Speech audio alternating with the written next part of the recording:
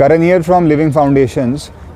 आज हम बात करेंगे 5 होल्ड्स या स्ट्रेचेस की जो आप रनिंग से पहले कर सकते हो, जिससे आपका रनिंग फॉर्म इंप्रूव होगा और आपकी मसल्स एक्टिवेट होगी।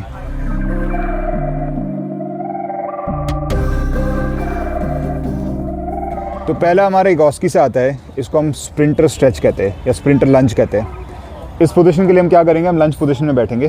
तो ये लंज में आ जाओ।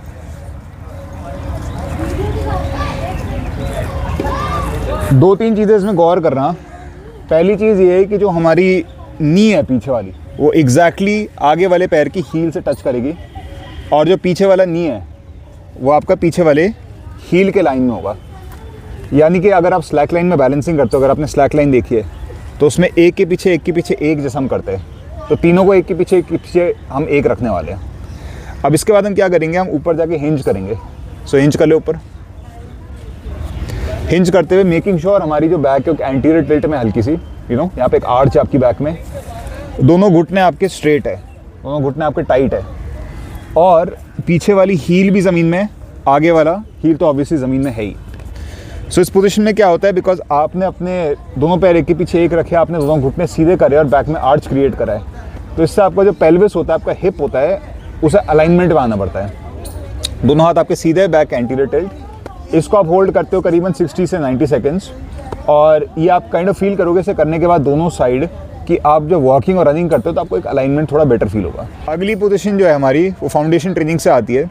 इसको हम फाउंडर कहते हैं, और एक बहुत इंटरेस्टिंग प्रकार का हिंजिंग एक्सरसाइज होती है। सो पहले आपको सामने से दिखाते हैं पोजीशन क्या है, फिर साइडवेज। सो आपके पैर चौड़े होंगे, चौड़े तकरीबन हिप विड्थ के डबल समझ लो, डबल हिप विड्थ के आसपास, उससे ज़्यादा भी हो सकते हैं। आप मेक श्योर करते हो कि आपकी हील और आपके टोज सेम डायरेक्शन में सीधे है।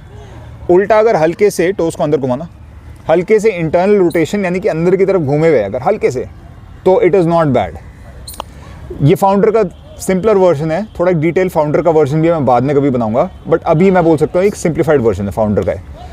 इस पोजीशन में आते हो आप, दोनों हाथ आपके सामने आगे जाते हैं, और अब आप अपने हिप्स को पीछे भेजते हो और अपने हाथों को आगे सेंड करते हो। बेसिकली आप हिंज करते हो, एक बहुत एग्रेसिव, अपने वेट को मेक श्योर करते हुए कि एडी की तरफ ज़्यादा है। ये आपको ज़रा साइड प्रोफाइल में दिखाते हैं। अगेन पैर आपके चौड़े हैं, दोनों पैरों की उंगलियां अंदर की तरफ घूमी हुई है, दोनों हाथ आगे कर ले। हिप्स आपके पीछे जाते हैं, हाथ आपके आगे जाते हैं। कायदे से आप क्या कर रहे हो, आप एक टग ऑफ वॉर कर रहे हो, जहाँ पे आपके हाथ आगे जा रहे हैं, हिप्स पीछे जा रही है, और इससे आपको आपकी ग्लूट्स और आपकी हैमस्ट्रिंग, डिपेंडिंग कि आप नी में कितना बेंड करते हो, जैसे अगर आपने नी में बेंड बढ़ाया तो आप जितना बैंड बढ़ाओगे ऑब्वियसली आपकी ग्लूट्स में कॉन्ट्रैक्शन बढ़ता है, और जितना सीधा करते हो, सीधा कर ले, उतना आपको हैमस्ट्रिंग में ज़्यादा फील होगा।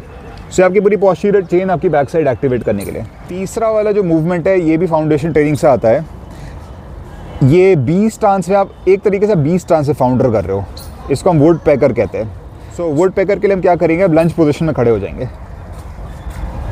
एक पैर आगे एक पैर पीछे, डिस्टेंस तकरीबन जो आप एक लंज में रखते ही हो 80 से 90% वेट आपका आगे वाले पैर पे है, आगे वाले पैर की एड़ी में, हील में।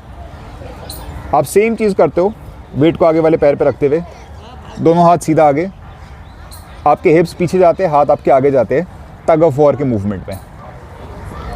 ये अगेन आपके ग्लूट्स और हैमस्ट्रिंग का स्ट्रेच करता है। नी को आप बेंड करोगे, नी बेंड कर ले, जितना नी बेंड करोगे आपको उतने ग्लूट में आता है, नी सीधा कर ले, और जितना नी आप स्ट्रेट करोगे उतना आपके हैमस्ट्रिंग में आता है। एक बार साइड पैर चेंज करें ताकि दिख जाए ठीक से। सो दूसरे पैर में एक बार गौर करके देखना आराम से, सेम फंडा है, 90% वेट आगे वाले पैर में, हिप्स पीछे जाता है, हाथ आगे जाता है, बैक में आपका एक हल्का सा आर्च होता है, तो अपनी चेस्ट बाहर निकाल, गुड। तो आप एक अच्छा सा एक आर्च मेंटेन करते हो अपनी बैक में, एंटीरियर टिल्ट, आपका बम पीछे जाता है, हाथ आगे जाते हैं। सो अगेन आपकी पोस्टीरियर चेन एक्टिवेट करता है, रिलैक्स। लेकिन आप क्योंकि यूनिलैटरल यानी कि एक पैर आगे में कर रहे हो, तो आप देखते हो कि काइंड ऑफ ये आपका जो लेफ्ट राइट साइड का डिफरेंसेस होते हैं, वो उसको काइंड ऑफ मिडिल में लाके ना थोड़ा बैलेंस में लेके आता है। अगला जो हमारा मूवमेंट है, इसको हम हिप लॉक कहते हैं। सो हिप लॉक क्या करता है, आपको ये सिखाता है कि आप रनिंग करते हुए अपने ग्लूट्स को अच्छे से कैसे फील कर सकते हो। बेसिकली आपकी बैक साइड एक्टिवेट करता है, और हिप एक्सटेंशन नाम की चीज़ होती है ना, कि आपका जब पैर रनिंग के टाइम पीछे आता है तो आपका पैर एक्सटेंड होता है ना एक तरीके से पीछे, तो ये आपके हिप्स का एक्सटेंशन वाला मूवमेंट आपको ठीक से सिखाता है। सो इसके लिए हम क्या करेंगे, नॉर्मल खड़े होंगे, दोनों हाथ पकड़ के हम हाथों को ऊपर स्ट्रेच आउट करेंगे। सो हाथ ऊपर स्ट्रेच हो गए और फिर हम क्या करेंगे, एक घुटने को ऊपर लेके जाएंगे, जैसे कि राइट को ऊपर लेके गए। सो इस मूवमेंट में क्या हो रहा है, बैलेंसिंग का चक्कर होता है इसमें थोड़ा सा।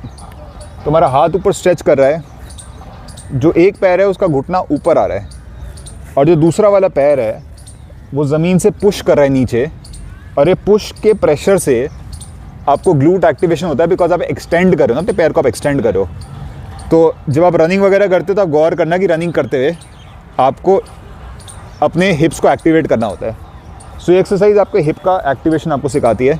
साइड चेंज करना, तो अगेन आप दूसरे साइड कर सकते हो इसको। सेम नीचे वाले पैर के आप पंजे से, जो आपका बॉल ऑफ द फीट है उससे आप पुश कर रहे हो, ऊपर वाले आपने पैर को ऊपर कर रखा है, इससे आपका हिप एक लॉक में आ रखा है, और हाथ को आप ऊपर स्ट्रेच करो, बेसिकली आप लॉक करो सब कुछ ना, आप सब कुछ ऊपर भेज रहे हो। सो ये बहुत बड़ी एक्सरसाइज होती है आपको रनिंग के टाइम का हिप लॉक और एक्सटेंशन सिखाने के लिए। आखिरी जो हम चीज़ करने वाले, इसको हम प्लैंक कहते हैं। आप सबने सुना होगा, सब बोलोगे ठीक है प्लैंक है, मुझे आता है, लेकिन मैं जो प्लैंक कराता हूँ स्लाइटली डिफरेंट तरीके से कराता हूँ। सो अगर आपको डिटेल वीडियो चाहिए मैं कैसे कराता हूँ तो उसका लिंक मैंने ऊपर दे रखा है। अभी मैं ब्रीफली रिवाइज़ कर रहा हूँ उसे, बट मैं पहले ही बता रहा हूँ कि जिस तरीके से मैं प्लैंक सिखाता हूँ वो अ लिटिल डिफरेंट है देन जैसे आपको लोगों ने और सिखा रखा है, तो उसके क्यूज़ आप समझिए। सो हम स्टार्टिंग करते हैं नॉर्मल यहाँ लिटा के आदमी को, उसके बाद हम हिप्स को करेंगे ऊपर, हिप्स ऊपर उठा दें तब तक ऊपर जब तक ये करीबन ज़मीन से ना पैरेलल ना हो जाए, जैसे देख रहे हो पैरेलल है। अब इसके बाद हम क्या करेंगे, जो स्पाइन के नॉर्मल कर्वेचर होते हैं हम उसको रिस्टोर करेंगे। सो अपनी बैक को थोड़ा एंटीरियर टिल्ट कर, हल्का आर्च कर, थोड़ा सा और, गुड, और अपनी चेस्ट को आगे पॉइंट कर हल्का सा, गुड।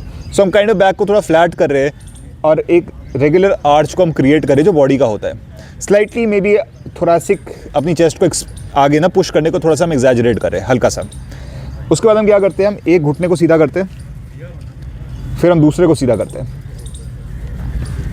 और ये पोजीशन जो होती है थोड़ा हिप्स को ऊपर, यस, और ये पोजीशन होती है बड़ा चैलेंजिंग किस्म का प्लैंक होता है। It's a very challenging type of Planck because इसमें बहुत स्पेसिफिक आपकी स्पाइन की पोजीशन रहती है, और ये बहुत बढ़िया होता है आपके पूरे फ्रंट ऑफ द बॉडी को एक्टिवेट करने के लिए। And relax. इन 5 मूवमेंट्स को अगर आप you can do it as little as 30 seconds, you can hold each one for as much as 90 seconds। तो अगर आप ये पूरा इसका सर्किट चलवाते हो तो आपको तकरीबन 6, 8, 9 मिनट आपको लगेंगे सारे के सारे करने में। सो अगर आप ये रनिंग से पहले करते हो आप नोटिस करोगे कि आपकी रनिंग बेटर है, पैर की स्ट्राइड बेटर है, बैलेंस आपका इम्प्रूव्ड है, और आप ओवरऑल फील करोगे कि it actually feels a lot better to run after doing this.